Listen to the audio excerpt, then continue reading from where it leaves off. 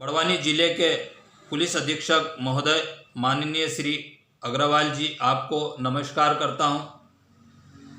आप बड़वानी जिले में जब से आए हो, आपकी जो कार्यशैली है वास्तव में बहुत कम अधिकारी ऐसे होते हैं जो किसी के दबाव में नहीं आते हैं। आपने किसी के दबाव में, चाहे वो नेता हो चाहे कोई प्रतिष्ठित व्यक्ति हो, किसी के दबाव में आकर आपने कभी किसी का अहित करने की मानसिकता नहीं रखी। इसलिए मैं आपको दिल से सैल्यूट मारता हूं साहब। मैं भी बहुत कम व्यक्तियों की इज्जत और सम्मान करता हूं। आपको सम्मान सिर्फ आपकी ईमानदारी और आपकी दबंगाई को करता हूं साहब, क्योंकि आपने जब से बड़वानी ज़िले में आया, आपने जितने भी काम किए, जहां तक मैं समझता हूं उसमें एक पैसे का भी पक्षपात नहीं रखा।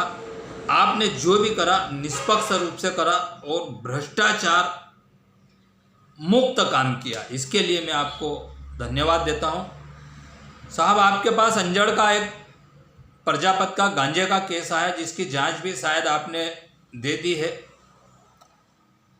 दूसरा ये है कि अंजड़ में वर्तमान स्टाफ के रहते हुए बड़वानी की पुलिस और आपके आदेश के अनुसार जुआ, सट्टा, शराब, रेत या अन्य प्रकार की पुलिस दबिश में कई प्रकार के मामले सामने आए और आपने पकड़ा। आपके आदेश में के द्वारा जो है बड़वानी पुलिस ने पकड़ा, परंतु लोगों के बीच में अंजड़ में, चाहे फिर नेता हो, चाहे पब्लिक हो, चाहे पत्रकार हो, इनके बीच में एक चर्चा का विषय है कि इतनी बाहर की पुलिस रेड डालने के बाद आज तक अंजड़ में वर्तमान स्टाफ के साथ एसपी महोदय ने कोई भी किसी भी प्रकार की कार्रवाई नहीं की। क्योंकि अभी तक जो भी होता आया है कि अगर बाहर की पुलिस आके दबिश देती है तो या तो थाना प्रभारी सस्पेंड होता है या उनके इर्द गिर्द जो भी उसमें लिप्त होते हैं उनको ट्रांसफ़र किया जाता है या इस प्रकार से उस थाने से हटा दिया जाता है। ये एक अंजड़ में चर्चा का विषय, ये मेरे शब्द नहीं है। अगर एसपी साहब आप किसी चीज़ को मान रहे हो तो ये मेरा नहीं, ये अंजड़ में एक चर्चा का विषय। और मैं ये मान रहा हूँ कि मैं जो बोल रहा हूँ पुलिस का टारगेट बन चुका हूँ। पुलिस कभी किसी को नहीं छोड़ती है जिसके खिलाफ बोलते साहब। आप जैसे चंद अधिकारी हैं जो एक वास्तविकता को पहचानते हैं, वास्तविकता को समझते हैं। इसलिए मैं और आपको सही बोलना और सही काम करने की आप में मानसिकता है, और सही बोलने की मेरे को भी एक समझ लो एक बीमारी है। मैंने तो एक पुलिस से ये समझ लो बोल के मैं एक टारगेट बन चुका हूँ। तो आपसे मेरा आग्रह निवेदन है कि अगर ये प्रजापत की जांच करवाना है तो इस स्टाफ को हटाना पड़ेगा। जब निष्पक्ष जांच होगी और निष्पक्ष जांच में जो भी हो वो तो आपके समक्ष आएगा।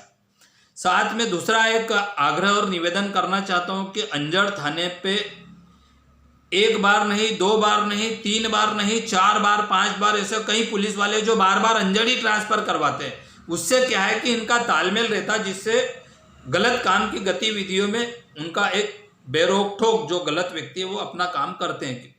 तो आखिर अंजड़ में ही ये पुलिस वाले बार बार क्यों आते हैं?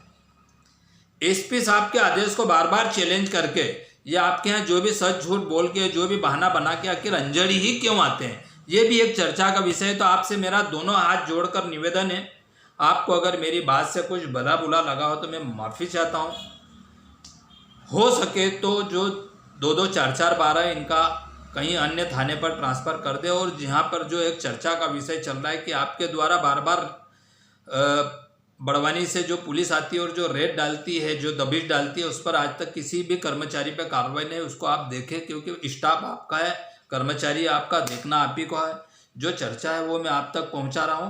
पुनः मैं आपसे कुछ शब्दों में बोलने में मेरे से कुछ त्रुटि हो गई तो पुनः मैं आपसे क्षमा चाहता हूं और आपके डेयरिंग को सैल्यूट करता हूं साहब।